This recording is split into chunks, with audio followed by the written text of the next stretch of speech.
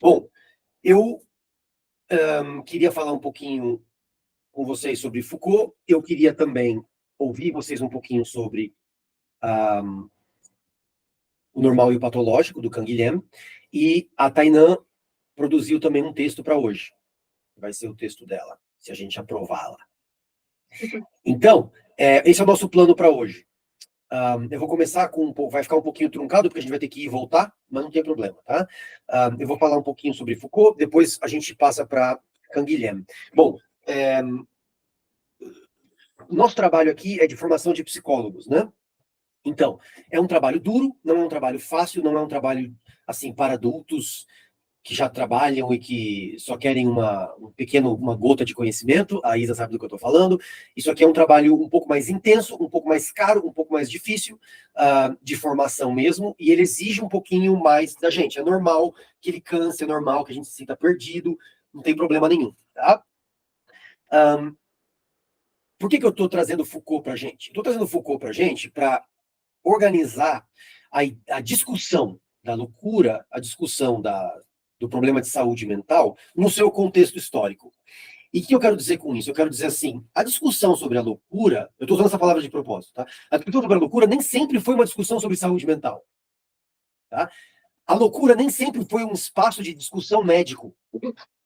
A loucura nem sempre foi um espaço de trabalho da psiquiatria, da psicologia.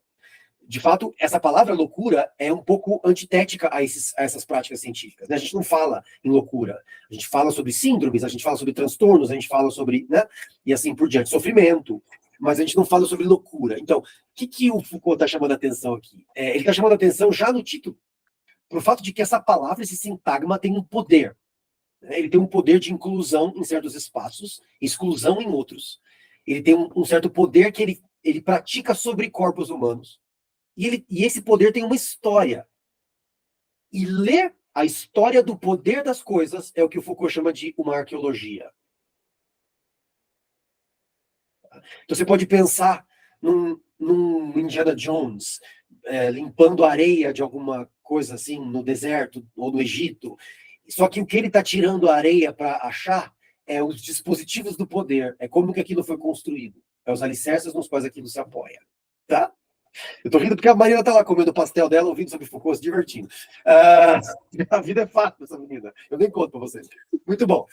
Então, o Foucault, ele está propondo esse trabalho metodológico novo para a gente. Tá? Não é um trabalho de historiografia, tipo assim, em 1900 e tanto aconteceu tal coisa, em 1900 e tanto aconteceu tal coisa. Não é um trabalho de historiografia. É um trabalho que se debruça sobre a estética, sobre a literatura, sobre a poesia, sobre as artes, sobre a religião e assim por diante. Tá? Por quê? Porque ele não está interessado em nenhum tipo de constrição para a leitura dele. Ele não está interessado em falar sobre epistemologia, por exemplo, que nem o Canguilhem está falando, ou seja, todos os métodos que se alicerçam na prática científica, né? As epistemologias. Não, ele está interessado na memória de um povo. Isso inclui tudo. Isso inclui a ciência, mas inclui também a religião, inclui também as artes, inclui também tudo. Tá? Então ele está nessa pegada. A história do Foucault é muito interessante. A História da Loucura é tipo o primeiro grande livro dele. E é particular, porque quando ele era jovem, tem inclusive uma lenda, uma história apócrifa, aí eu preciso confirmar para vocês se aconteceu ou não na biografia dele, mas a história que contam é que o pai dele chamava ele de louco, inclusive tentou internar ele quando ele era jovem. Ele era gay. Né? Então, a curiosidade dele com relação a toda essa problemática é específica. E eu acho interessante porque eu mandei um vídeo para vocês essa semana de um cara que eu curto, sigo, que é um produtor de conteúdo aí no YouTube, um cara chamado Horses. E ele faz uma crítica muito violenta ao conhecimento científico na base do trabalho do Emerson. Ele fala sobre como que o conhecimento científico não tem validade no mundo real das pessoas, ele fala como o conhecimento científico é uma forma de exclusão e uma forma de, enfim, de criação de cúpula e que todas aquelas coisas que a gente já ouviu, né? E me bateu assim, que nem quando alguém xinga o seu filho, sabe? Eu posso falar, mas você não. Eu, por acaso, conheço esse cara o suficiente para saber que ele não é acadêmico, ele não tem formação acadêmica. Um, e a gente estava conversando isso no começo hoje, mas eu estou querendo chamar a atenção para isso por causa do fato de que a academia não é uma coisa só. Ela não é só o pessoal da gramática decidindo qual que é o jeito correto ou não de dizer as coisas, né? Ou o pessoal da física quântica trabalhando nos aceleradores de partículas. A ciência também é o Freud, também é o Franz Fanon, também são os grandes revolucionários. Todos os grandes revolucionários são acadêmicos, sem exceção nenhuma. Inclusive o Mao, inclusive o Marx, inclusive o Engels, inclusive, enfim, todos os sérios revolucionários são pensadores acadêmicos, são pessoas com formação acadêmica. Até porque você não consegue transformar um mundo que você não conhece.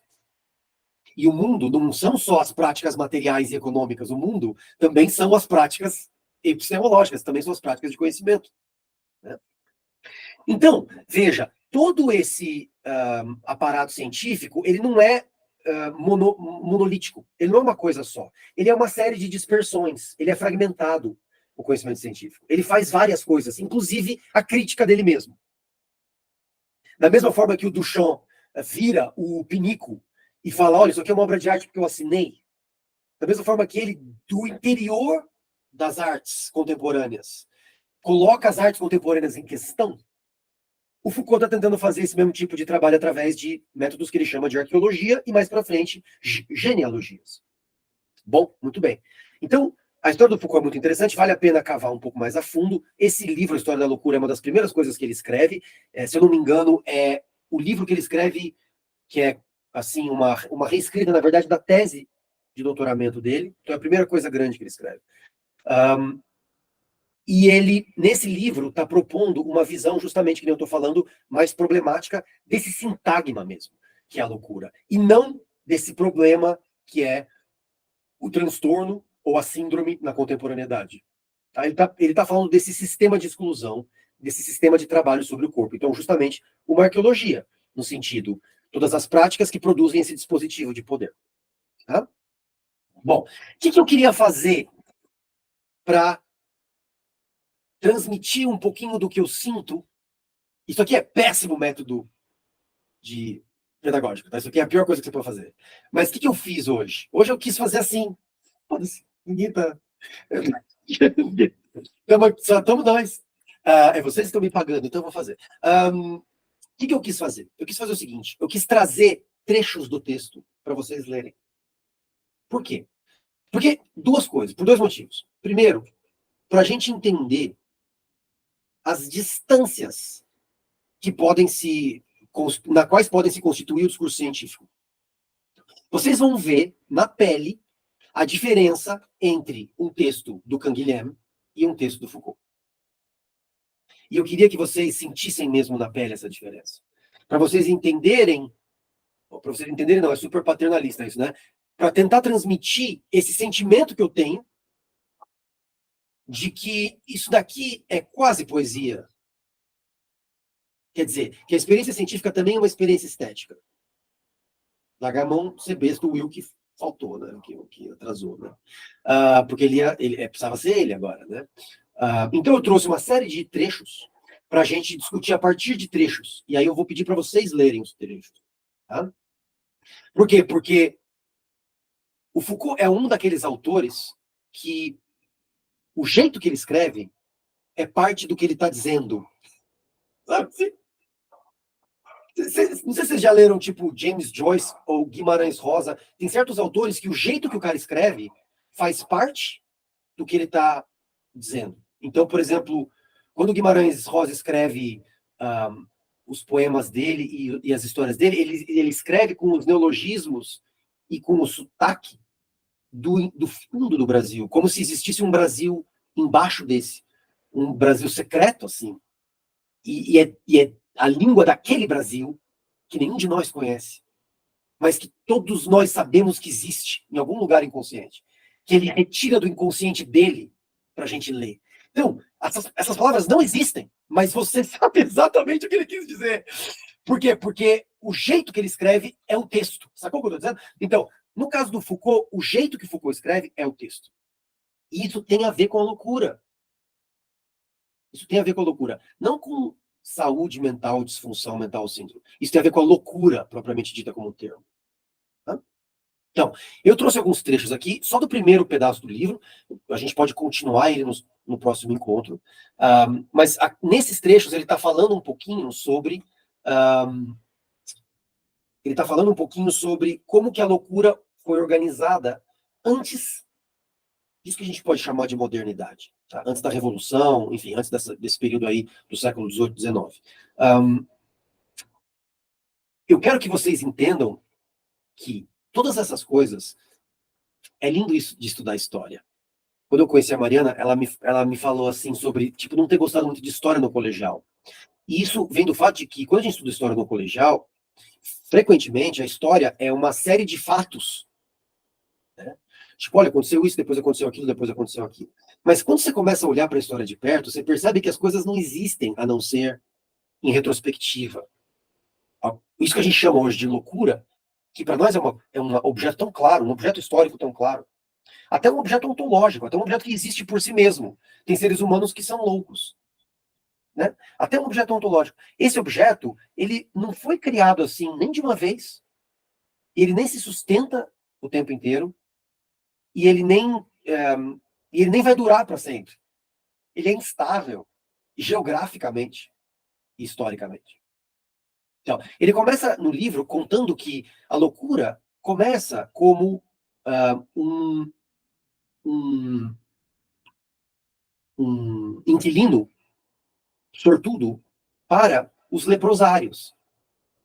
Então, né, durante alguns séculos medievais, a gente teve epidemias de lepra, né, pelo mundo antigo. Então, a gente teve figuras famosas. O rei Baldwin tinha lepra, enfim, era um problema sério. E eles tinham esse trabalho, principalmente as instituições religiosas, né, eles tinham esse trabalho de isolar essas figuras. Nisso que a gente veio chamar de leprosários, que eram grandes colônias de gente doente. Essas pessoas eram cuidadas e, ao mesmo tempo, assim, excluídas da população geral. Só que isso tem um tom muito bonito no texto dele. Ele fala sobre a relação disso com o sagrado. Isa, você consegue ler bem? Como é que está o tamanho da letra aqui? Consigo ouvir. Lê para nós. Tá. Lê assim, como se tivesse um cara te paquerando. Isso aqui é uma paquera. Lê como uma paquera. Tá. É bonito. Quer dizer, você exclui o leproso, mas você não exclui ele sem antes sacramentá-lo, sem antes dizer dele que ele é sagrado. O leproso e mais tarde, deixa eu só selecionar isso aqui direito. O leproso e mais tarde o louco são parte dessa prática. Ele continua aqui, ele fala: se retiraram os leprosos do mundo e da comunidade visível da igreja, sua existência, no entanto, é sempre uma manifestação de Deus, uma vez que no conjunto ela indica a sua cólera e a marca da sua bondade. O abandono é, para ele, a salvação. Sua exclusão oferece-lhe uma outra forma de comunhão. Então, o leproso foi tocado por algum tipo de ira sagrada.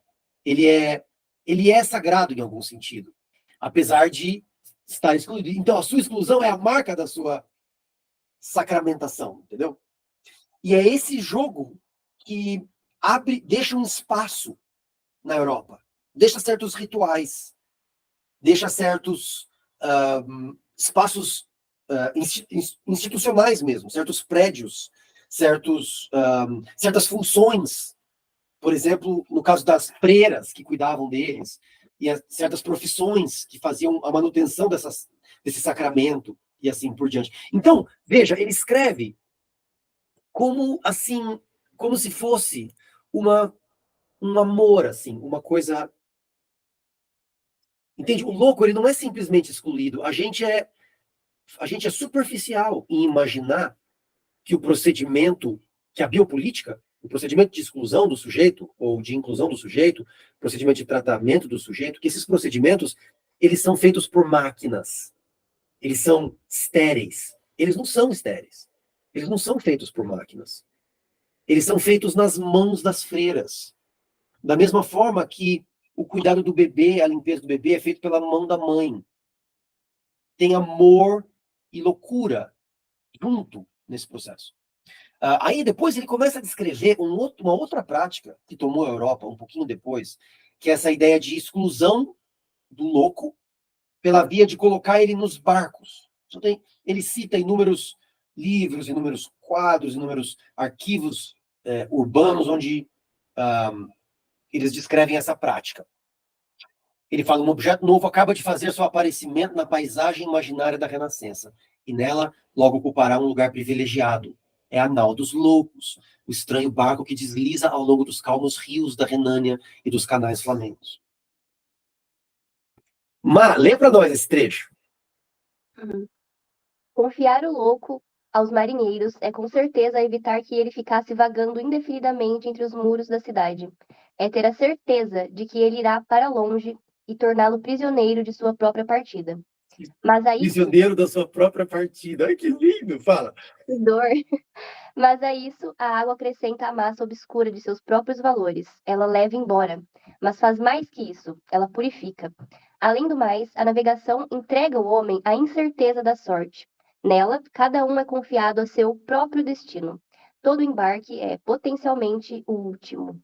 E para o outro mundo que parte o louco em sua barca louca, é do outro mundo que ele chega quando desembarca. Caramba! Então, veja, de novo, né? É um tipo de exclusão, um tipo de biopolítica, mas não é estéril, não é maquínica. Né? Ela é cheia de sugestões, ela é cheia de uma certa estética, de um certo se perder, de um certo exílio, de um certo despatriamento que presume, junto consigo mesmo, a identificação com alguma pátria, com alguma cidade, com algum estado.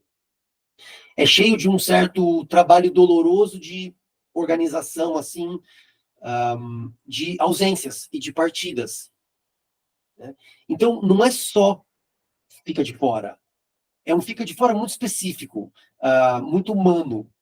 A biopolítica ela não é vazia de sentidos. De fato, o contrário. Ela é a organização de sentidos sobre o corpo.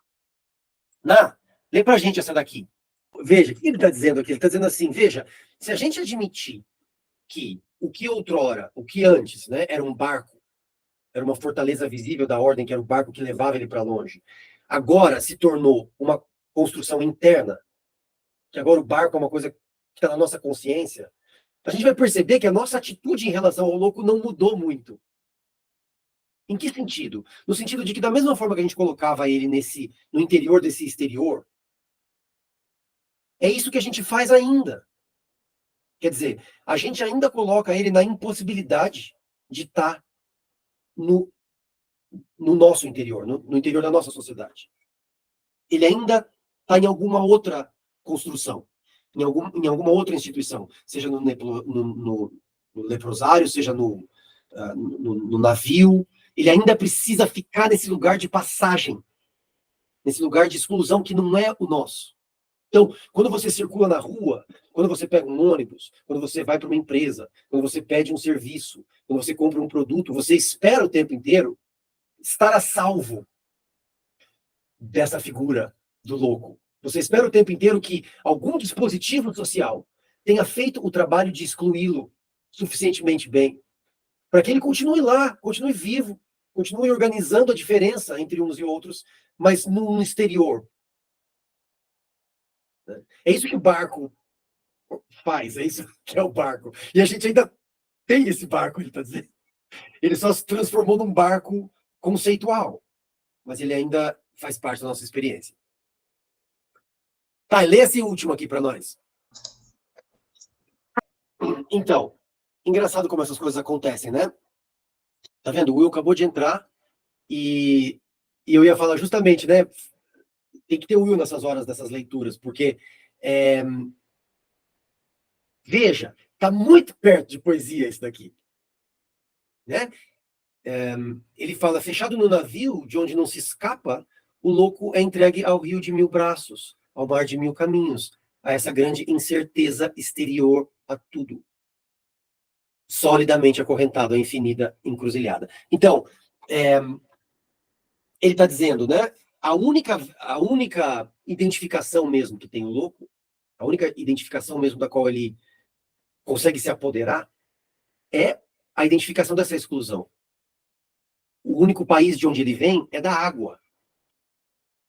Né? O único lugar para onde ele pode voltar é para esse espaço entre onde as pessoas estão, onde nós estamos. Então, esse trabalho de exclusão, eu quero mostrar para vocês, é um trabalho produtivo. Ele não é um trabalho negativo. Quero dizer assim, ele é um trabalho que produz sentidos sobre a vida, sobre todo tipo de vida. É difícil explicar isso, porque a gente tem no nosso fundo a pergunta do que a gente seria sem as regras. Né? Então, tipo assim, a Mariana me perguntou isso quando a gente tinha acabado de se conhecer e começar a conversar assim sobre essas coisas, tipo, tá, mas e sem a interpelação? E sem os dispositivos do poder? Né? E a minha resposta para isso, que nem a resposta do Foucault, é, mas que conversa de louco é essa? Literalmente, nesse caso. Nem isso, né? Porque mesmo o louco já está sendo produzido como louco. Quer dizer, esse vazio aí é um vazio indescritível. Os processos do poder, os dispositivos do poder, inclusive a loucura, eles são processos produtivos, eles são aquilo que faz a gente ser quem a gente é. Faz a gente se identificar com um país, com um gênero. Né? Quando você responde ali no relatório, ali no negócio do governo ali, né? Sexo masculino, feminino. Quando você responde ali, é um instrumento. Ele está pedindo, ele está exigindo, ele está demandando que você se torne alguma coisa. E ai de você se responder, é complicado. Entendeu? Essas coisas aí são determinações às quais eu não quero me impor. Então fica sem pagar imposto. Entendeu? Esse tipo de trabalho, ele é produtivo. Ele produz as nossas identificações. A gente não existe sem elas. Né? E o Will, por exemplo, estava... E mesmo quando uma identificação não é a identificação, por exemplo,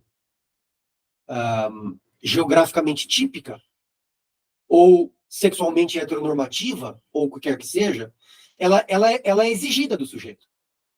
Então, por exemplo, no encontro, não sei se foi passado ou no anterior, eu estava falando do trabalho que é, tipo, se identificar como homossexual, tipo, o processo que é isso. Né? Então, veja, também é uma exigência, não é como se a homossexualidade fosse uma liberdade, entende? Porque aí, quando você se identifica com essa outra coisa, aí todas as exigências dessa outra coisa começam a cair sobre você. Né? Então, por exemplo, um cara que vive em outro país, que é um expatriado, ou um cara que não se identifica com a sexualidade, ou o sexo que foi atribuído no nascimento, e assim por diante. Todas essas são exigências que caem o tempo inteiro em cima dessas pessoas. E no caso do louco, quer dizer, no caso dessa estética, não do problema da saúde mental, de novo, só para repetir, não estamos falando dos transtornos e das síndromes, isso é muito depois, isso é século XIX e XX. Mas no caso do louco, o que a gente está vendo é a produtividade da sanidade, é a produtividade da saúde. O que é o louco? É aquele que serve para fazer a manutenção da sanidade. Claro, claro. É aquele que diz para a gente até onde a gente pode ir. É aquele que diz para a gente até onde é aceitável o que a gente está fazendo. O louco é o guardião, desculpa, o louco é o guardião desse mundo dos sãos. Né? Bom, uma outra coisa que ele levanta nesse primeiro trecho do livro é essa ideia do saber da loucura. Da mesma forma que, no caso do leprosário, a gente tem uma relação com o sagrado, no caso da loucura, a gente tem também um problema que é um problema filosófico que está correndo no século XVII, no século XVI, XVII, XVIII, que é o problema do conhecimento. Vocês sabem, né? A Revolução foi uma defesa ideológica do princípio da razão. Vocês sabem disso. Né? O valor da razão, da racionalidade, como princípio de organização social. Então, veja, em 1400, se a gente está falando de 1400, e o louco está na trilha dos leprosários, quer dizer, está na trilha desse espaço sagrado, desse espaço sacramentado, então essa é uma história. A gente está falando da relação de um homem com o toque divino que foi colocado sobre ele. Agora, Se a gente está falando de uma sociedade racional, aí a gente começa a se perguntar que tipo de conhecimento que é esse do louco. A loucura fascina porque é um saber, ele diz. É saber de início porque todas essas figuras absurdas são, na realidade, elementos de um saber difícil, fechado, esotérico. Essas formas estranhas estão situadas, inicialmente, no espaço do grande segredo. Will, lê para nós esse trechinho. A gente está lendo cada um trechinho. Vamos lá. Este saber, tão inacessível e temível, o louco detém em sua parvoíce inocente. Enquanto o homem racional e sábio só percebe desse saber algumas figuras fragmentárias, e por isso mesmo mais inquietantes, o louco carrega inteiro em uma esfera intacta. Essa bola de cristal, que para todos está vazia, a seus olhos está cheia de um saber invisível. E que lindo! Isso que eu tô falando! Eu sabia que a gente precisava do Will para esse encontro, tá vendo? Eu falei para vocês. A gente estava falando, Will, da importância de entender a ciência não como um edifício monolítico de conhecimentos, assim, mas uma fragmentação de formas de dizer que, inclusive, frequentemente passam muito perto da arte. É isso que eu estou querendo defender. A sensação de Le Foucault, muito mais do que o que ele estava dizendo. A sensação de Le Foucault, muito mais do que ele estava dizendo. Má, lê esse pedacinho para nós. O que anuncia esse saber dos loucos? É o grande sabá da natureza. As montanhas desmoronam e tornam-se planícies. A terra vomita os mortos. Os ossos afloram sobre os túmulos. As estrelas caem. A terra pega fogo. Toda forma de vida seca e morre. O fim não tem valor de passagem e de promessa. É o advento de uma noite na qual mergulha a velha razão do mundo. Basta observar em Dürer, como é que fala isso? Basta observar em Dürer, os Cavaleiros do Apocalipse. Os Cavaleiros do Apocalipse, exatamente aqueles que foram enviados por Deus. Não são os anjos do triunfo e da reconciliação. Não são os arautos da justiça serena, mas sim os guerreiros desenfreados da louca vingança. O mundo mergulha no furor universal. A vitória não cabe nem a Deus nem ao diabo, mas à loucura. Maluquice. Isso. O louco sabe alguma coisa. Né? O louco sabe alguma coisa. Ele sabe alguma coisa que a gente não sabe sobre o mundo. E olha só que interessante. A gente sabe disso. A gente sabe que ele sabe alguma coisa sobre o mundo que a gente não tem coragem de saber. Estamos chegando perto de Freud aí, você percebe? Vá, fala.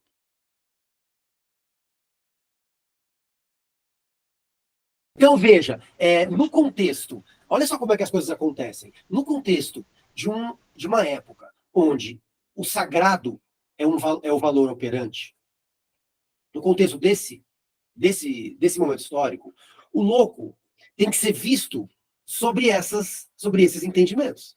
Então, ele é visto, que nem o leproso lá no começo da nossa discussão, como alguma coisa que tem que ser sacramentado. Porque, obviamente, foi tocado por alguma coisa. Obviamente foi tocado por alguma coisa. Então, veja, aqui eu vou arriscar uma coisa minha e vou dizer assim, mesmo o homem medieval reconhece a possibilidade do inconsciente. Antes mesmo da invenção freudiana. No sentido de que, mesmo ele reconhece que o louco fala de algum lugar. Porque a fala do louco, ela não é totalmente desorganizada. Ela só é organizada por um outro princípio que não o princípio vigente. Percebe? O louco não solta letras e sílabas aleatoriamente. Ele não é uma máquina que quebrou. Ele é simplesmente um organismo funcionando sobre outras regras. Então, veja, é justamente isso que o Freud está querendo ouvir na virada do século XX. Alguma coisa que é dita de outro lugar. Tá? Agora, isso é parênteses meu, né? Agora, quando a gente começa a ver uma sociedade organizada pela lógica da racionalidade, aí a gente começa a problematizar a experiência do louco como uma experiência de algum tipo de saber. Né? Por último, ele fala aqui, quer ver? Como você acabou de chegar, lê mais uma para nós aqui, vai. Em todos os lados, a loucura fascina o homem. As imagens fantásticas que ela faz surgir não são aparências fugidias que logo desaparecem da superfície das coisas. Por um estranho paradoxo, aquilo que nasce do mais singular delírio já estava oculto, como um segredo, como uma inacessível verdade nas entranhas da terra. Quando o homem desdobra o arbitrário de sua loucura, encontra a sombria necessidade do mundo. O O animal que assombra seus pesadelos e suas noites de privação é sua própria natureza, aquela que porá a nu a implacável verdade do inferno. As vãs imagens da parvoíce cega são o grande saber do mundo. E já, nessa desordem, nesse universo enlouquecido, perfila-se aquilo que será a crueldade do fim. Bom. Então, veja, ele está dizendo, o louco é como se o louco, ele contasse em segredo, no seu delírio, alguma coisa sobre o mundo, sobre o fim desse mundo. E é muito curioso, porque Nietzsche já tinha cantado essa bola. Na Gaia Ciência, vocês conhecem essa história, porque é super famosa. Na Gaia Ciência, ele tem um aforismo que é a história do louco no mercado. Vocês lembram dessa história? Vocês já ouviram falar disso? Não? Eu tenho aqui, peraí. Vocês têm paciência? Porque é bem divertido isso aqui. É um aforismo, é tipo uma página, tá? É muito gostoso ler Nietzsche, porque é tudo curtinho, assim. É umas coisas que você... É que nem aquelas brincadeiras de abre numa página aleatória e vai ter alguma coisa pro seu dia, sabe aquelas coisas? É tipo, dá pra ler Nietzsche assim, porque é tudo curtinho. Então você lê um negócio e fala, deixa eu pensar isso aqui uma semana, peraí. Nunca ouviram falar desse louco que acendia uma lanterna em pleno dia e desatava a correr pela praça pública, gritando sem cessar, procuro Deus! Procuro Deus! Como havia ali muitos daqueles que não acreditavam em Deus, seu grito provocou grande riso. Estava perdido? Será que se extraviou como uma criança? Perguntava o outro. Será que se escondeu? Tem medo de nós? Embarcou? Emigrou? Embarcou, ele já sabia do barco. Assim gritavam e riam todos ao mesmo tempo. O louco saltou no meio deles e trespassou com o olhar. Para onde foi Deus? Exclamou. É o que eu vou dizer. Nós o matamos, você e eu. Nós todos, nós somos os seus assassinos. Mas como fizemos isso? Como conseguimos esvaziar o mar? Quem nos deu uma esponja para apagar o horizonte? O que fizemos quando desprendemos essa terra da corrente que a ligava ao sol? Para onde vai agora? Para onde vamos nós? Longe de todos os sóis. Não estamos incessantemente caindo para diante e para trás, para o lado, para todos os lados. Haverá ainda uma acima e uma abaixo? Não estaremos errando como um nada infinito? O vazio não nos persegue em seu hálito, não faz mais frio, não vem chegar a noite, sempre mais noite? Não será preciso acender os lampiões antes do meio-dia? Não ouvimos nada ainda do barulho que fazem os coveiros que enterram Deus? Não sentimos nada ainda da decomposição divina? Os deuses também se decompõem. Deus morreu, Deus continua morto, e fomos nós que o matamos. Como havemos de nos consolar, nós, assassinos entre os assassinos? O que o mundo possui de mais sagrado e de mais poderoso até hoje sangrou sobre o nosso punhal. Quem nos lavará desse sangue? Qual água nos poderá purificar? Que expiações, que jogos sagrados seremos forçados a inventar? A grandeza desse ato não é demasiado grande demais para nós? Não seremos forçados a nos tornarmos nós próprios deuses? Mesmo que fosse simplesmente para parecermos dignos deles? Nunca houve ação mais grandiosa, e aqueles que nascerem depois de nós pertencerão, por causa dela, a uma história mais elevada do que foi alguma vez essa história. O insensato se calou, depois de pronunciar essas palavras, e voltou a olhar para os seus ouvintes. Também eles se calaram e o fitaram com espanto. Finalmente jogou a lanterna no chão, de tal modo que se partiu e se apagou, e disse, chego cedo demais, o meu tempo ainda não chegou. Esse acontecimento enorme ainda está a caminho, caminha, e ainda não chegou aos ouvidos dos homens. O relâmpago e o trovão precisam de tempo, a luz dos astros precisa de tempo, as ações precisam de tempo, mesmo quando foram executadas, para serem vistas e entendidas. Esse ato está ainda mais distante do que o astro mais distante, e no entanto foram eles que o fizeram. Conta-se ainda que esse louco entrou nesse mesmo dia em diversas igrejas e entoou o seu requiem. Expulso e interrogado, teria respondido inalteravelmente a mesma coisa. Para que servem essas igrejas se não são os túmulos de Deus? Então veja, o que ele está falando? Ele está falando sobre um louco que vem acusar a gente de ter matado Deus. Né? Qual que é a leitura mais simples e óbvia desse aforismo? Ora, ele está falando sobre a modernidade. Ele está falando sobre um povo que exterminou o seu princípio de funcionamento. Né? Numa sociedade medieval, desde o rei até o vilão, cada um estava no seu lugar, porque Deus tinha escolhido aquele lugar para aquela pessoa. Né? Quando Deus deixa de ser a ordem vigente, a regra passa a ser outra. Né? Então, nesse sentido, a gente matou Deus. Mas tem uma coisa mais interessante aí, que é o fato de que é o louco que diz isso. Não é o acadêmico, não é o historiador, é o louco. Quero dizer, é o cara atunado a um outro tempo. Vou dar um exemplo que eu estou falando para vocês. Eu dei uma palestra para umas professoras, uns tempos atrás, professoras, né? E elas vieram reclamar das redes, sabe? Não tem mais jeito, Vitor, com essas redes. E os terraplanistas, e não sei o quê, e tudo eles sabem mais que a gente. Igualzinho o louco. Percebe? Igualzinho o louco. Quero dizer assim, uma pessoa que lembra ainda de uma outra era. E tá falando assim, a gente matou Deus. A gente matou Deus. O que elas estão falando, as professoras? Estão falando, a gente matou a professora, a gente matou a autoridade do professor, a gente matou a coisa que acontecia numa sala de aula entre duas pessoas e que não tinha um terceiro ali no seu. Né, Então, veja, o louco também pode ser pensado como qualquer um que não se adequou ao seu tempo. Então, assim, não está no seu lugar. Eu estou dizendo isso porque, de novo, aqui ele não está falando uma coisa sem sentido. Ele só está falando uma coisa cujo sentido não é passível de ser ouvido. É diferente. Bom, estamos chegando à nossa hora já.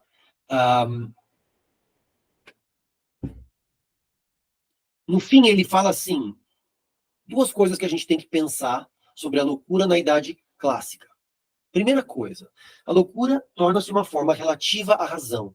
Ou melhor, a loucura e a razão entram numa relação eternamente reversível que faz com que toda loucura tenha sua razão, que a julga e a controla. E toda razão, sua loucura, na qual ela encontra sua verdade irrisória.